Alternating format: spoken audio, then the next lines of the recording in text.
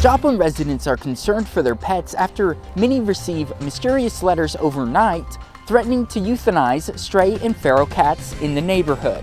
I'm Zach Dodge with the story. A local health official offers tips for a safe Easter and a new destination for Joplin air travelers. The 4 states' most watched news starts now. Some Joplin residents are concerned for their pets' safety after getting letters in the middle of the night threatening to kill stray and feral cats. This is KOAM News at 10. As KOAM Zach Dodge explains, police are now investigating this case.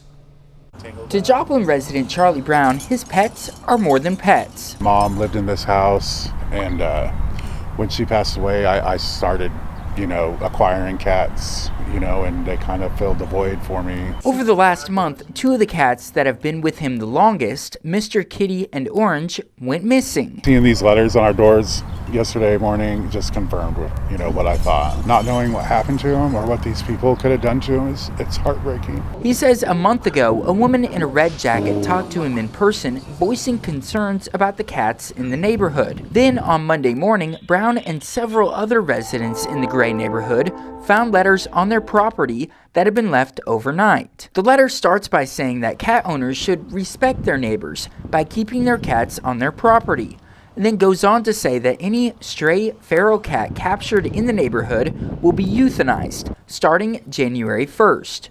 It has residents on edge, worried about their pets.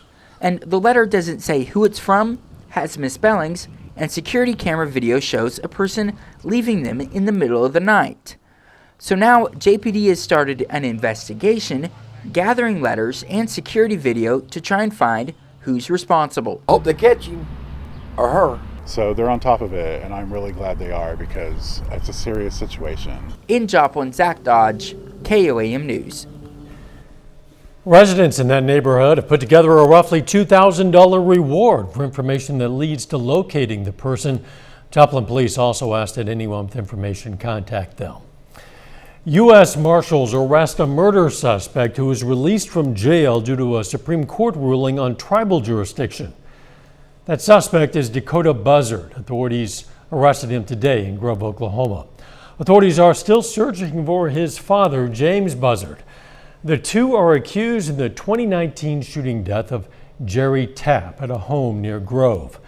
They were in jail until earlier this month when they were released because neither federal nor tribal prosecution had refiled paperwork.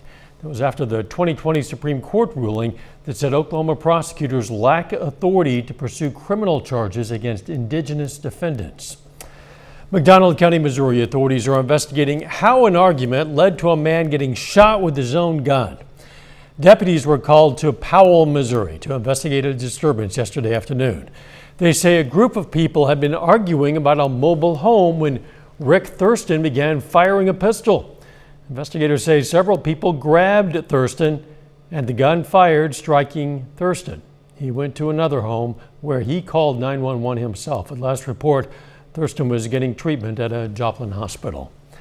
The Parsons, Kansas Police Department says the victim of a hit and run in December has a long and arduous road of recovery in front of him. It happened on the 35th Street in Parsons on December 19th.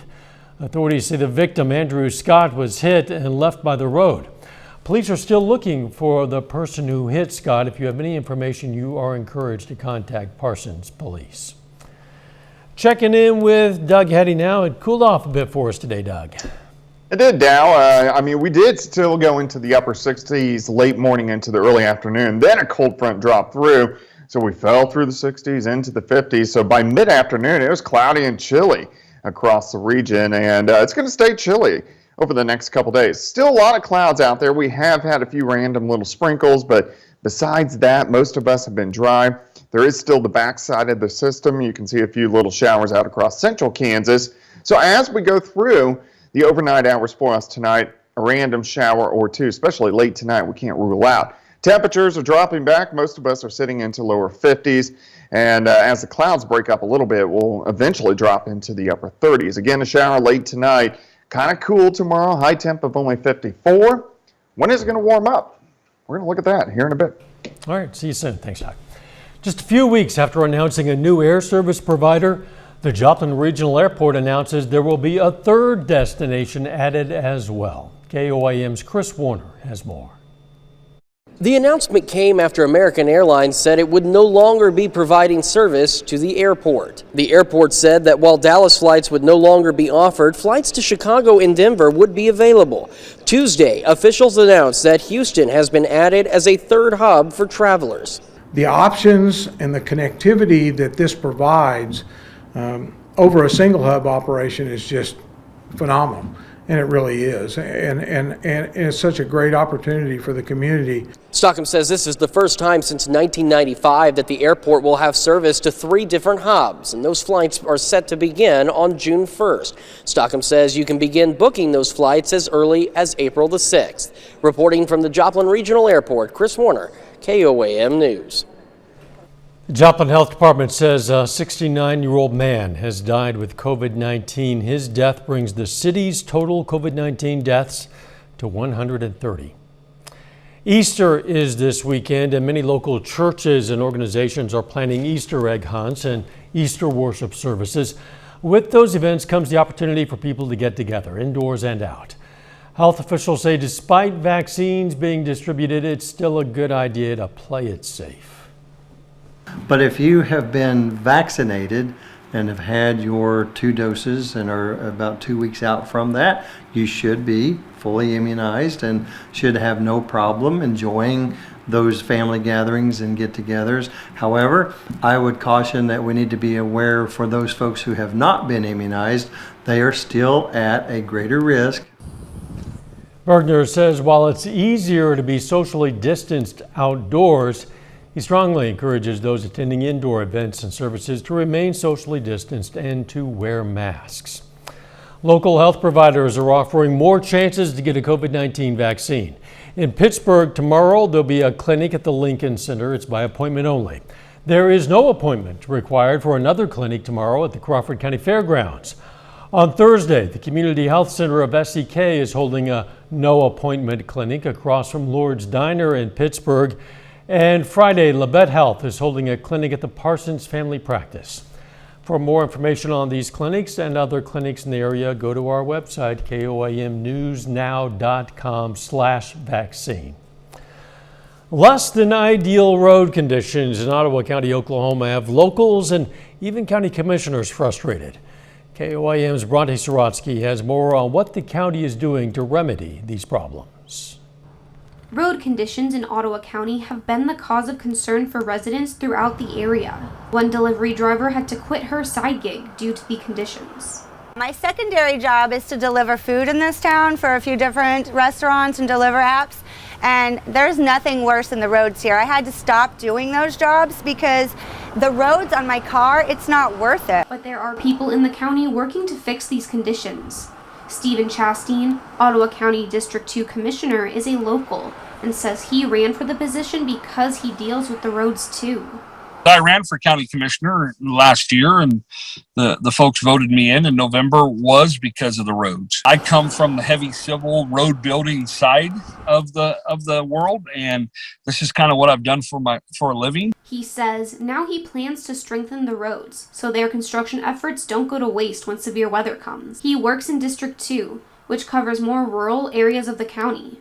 But now that more people travel along these roads, maintaining them creates an issue. You know, these roads have now taken on an increase up to 200 to 400% in some cases of what they were designed to do. So, but over time, maintenance has been an issue to maintain the road. And budgetary constraints make problems worse. Our fiscal year starts July 1st, ends June 30th, right? I took over January 1st. So I inherited an office, a staff, an equipment, a road maintenance program, and the roads itself on a budget of half of the year. Despite the restrictions, he says he believes everyone should have access to safe, durable roads. In Ottawa County, Bronte Sorotsky, KOAM News. Again, Chastain says his district focuses mainly on fixing rural parts of the county. Still ahead, the Biden administration is racing to house unaccompanied minors along the southern border. And later, it's opening day for Pittsburgh baseball. The Purple Dragons take on Chanute. We're going to have the highlights in sports. Ashley Home Store. The number of unaccompanied migrant children stranded in Border Patrol custody continues to climb, leaving the Biden administration scrambling to find housing for them. Today, we got a glimpse of one of the busiest processing facilities for minors in Donna, Texas. Reporter Natalie Brandt has more. It is a little foggy today. News cameras rode with Customs and Border Patrol agents along the Texas border, where officials are facing a surge in migrants trying to cross into the U.S. This mother fled on a raft from Guatemala with her 2-month-old baby.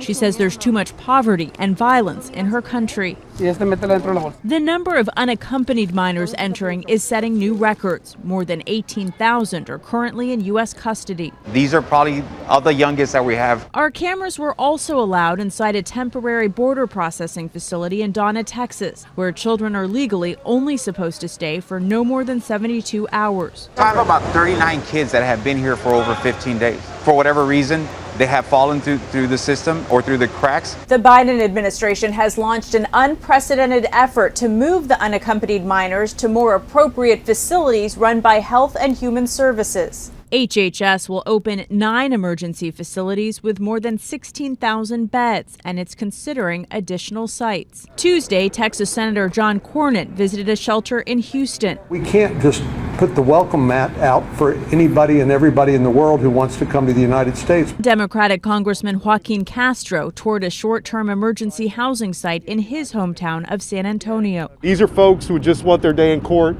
to be considered for asylum. The Secretaries of Homeland Security and Health and Human Services are expected to brief House members on the border situation Wednesday. Natalie Brandt, CBS News, Washington. The White House says Vice President Harris spoke with the president of Guatemala today to discuss ways to address the root causes of migration to the U.S. The two spoke about working together to combat crime and create economic opportunities for people in the region. Doug Heddy is up next with his complete forecast. And later, a Pitt State football player gets to show off his skills to the pros.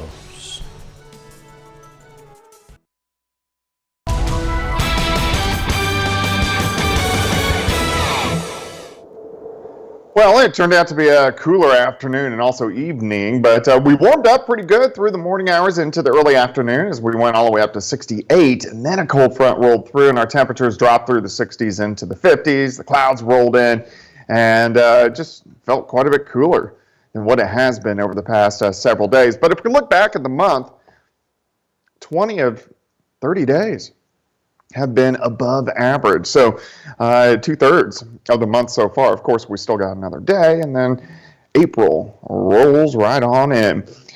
Here's a nice time lapse of Indigo Sky Casino and Resort. Of course, Indigo Sky is just outside of Seneca, Missouri, but you can really see those clouds thicken up during the afternoon. Most of us have been dry, random shower or two, but most of us are going to stay dry as well. And what we actually need, at least to help the allergies, is a widespread moderate rain. It would wash out the atmosphere, but the allergies, very typical for this time of the year, high. We're on a scale of 1 to 10. Today's a 10, tomorrow's a 10. They're going to stay this way until we get a nice widespread rain. Temperatures are dropping back, mainly on the Kansas side, upper 40s to near 50, and then everybody else into lower 50s. Eventually, we'll go down to about 38 or 39 degrees for us tonight. Still kind of breezy. We have this north wind, 5 to 10 to 15 across most of the region, but at least the winds, even though it's going to be breezy, they're not going to be strong like we did see yesterday. Clouds have been kind of thick over the past several hours. There are a few breaks on the Kansas side, and that's why you guys have dropped down into the 40s. Everybody else who has the clouds sticking into the 50s. But these clouds will start to break up a little bit later on tonight and then thicken again late tonight into the morning hours. We've had a few random sprinkles, but most of us have been dry. Most of the rain off to our east, but there is the backside of this system. You can see a few snow showers and also a few showers out across western parts of Kansas. That is going to roll in late tonight into tomorrow morning. It will give us clouds, and again, we could get a random shower or two, but I think most of tonight's going to be pretty quiet. Look at the clouds work back in late. You can see most of us near 40 a random shower or two, especially in our southern counties. If you live south of I-44, you have the best shot to get a random shower. Then these roll right on through and right on out of here. So the clouds will break up and we'll see sunshine by the afternoon hours. Let's go ahead and look at your day planner for you. We're going to zoom in. Here is 7 a.m. Again, a random shower, mainly south. 38 to start. We'll slowly warm through the 40s, near 50 by noon. And then I think most of us about 54, 55, maybe upwards of 56 during the afternoon. But it is going to be kind of chilly across the region, especially compared to what we have seen. As we head into Thursday, still kind of cool. Friday looks a little bit better. Saturday, we press 70. Easter Sunday, we even press 70 degrees. There is going to be a weak little wave that could give us a random shower or two, but I really think in general we have a pretty good Easter. Starting out at 48, 64 by noon. High temp is 69 by Easter afternoon. Cool the next couple days. In fact, we're going to have to watch for a freeze tomorrow night as we dip down to 29. But 62 Friday, up near 70 on Saturday. Thunderstorms back in early next week. Looks pretty good this weekend. We'll certainly take it really does. No complaints. Thanks, Chuck. Coming up in sports, Webb City baseball aims to stay undefeated this afternoon against Monette. And Pitt State football hosts an NFL Pro Day. Sports Director Jacob Leonard's up next with details.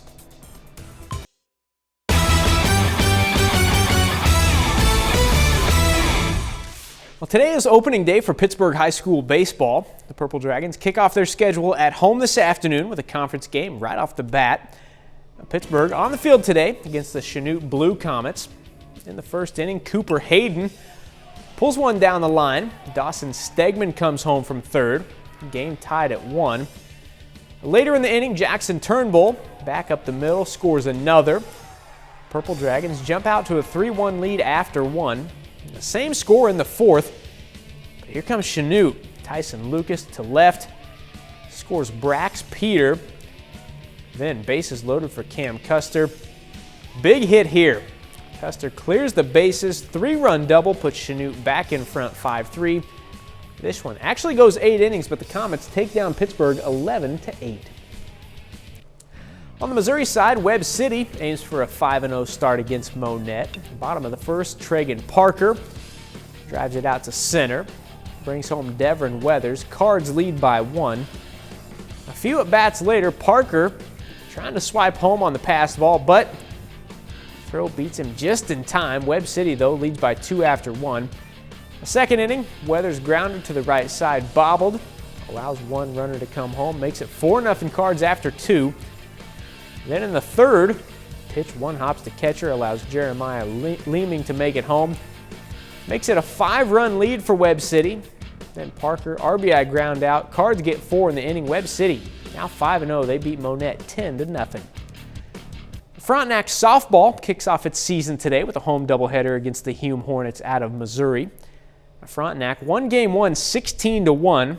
In game 2 here, Raiders try to get the sweep.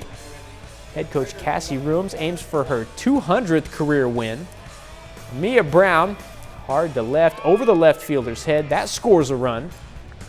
Then Hattie Hamlin goes the other way through the right side. Hattie Pyle trots home. Frontenac in control of this one early. Now next inning, Mia Brown again down the line. That scores 2 more. Frontenac cruises to the doubleheader sweep 17-1.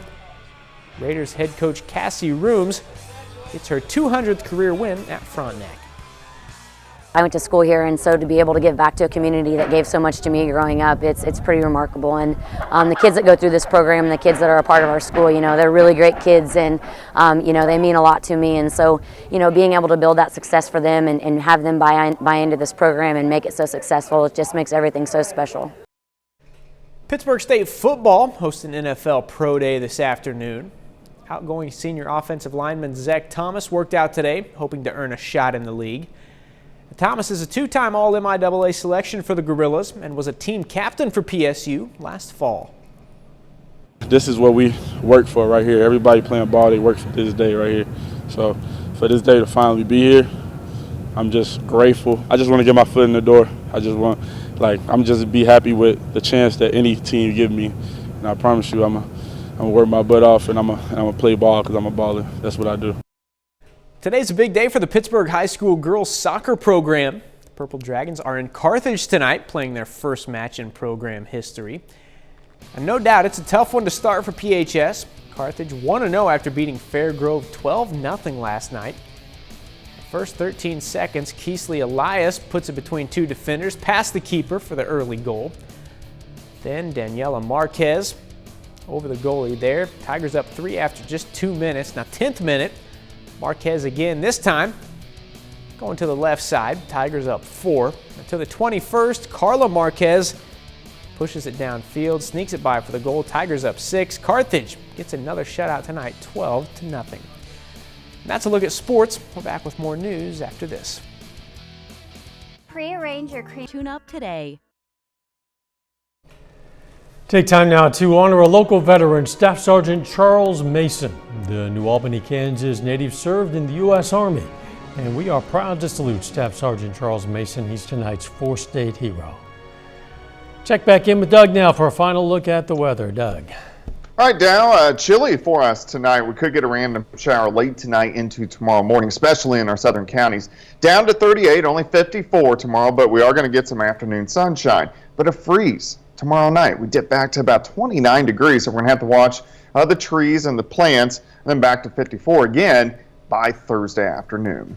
I might bring the plants inside. I'm not bringing the trees inside. To stay up to date on the latest news, weather, and sports, download the KOAM News app. It's free. Apple App Store, Google Play Store. Just search for KOAM News app. Thanks for joining us. We'll see you right back here tomorrow. In the meantime, let's take care of ourselves and each other.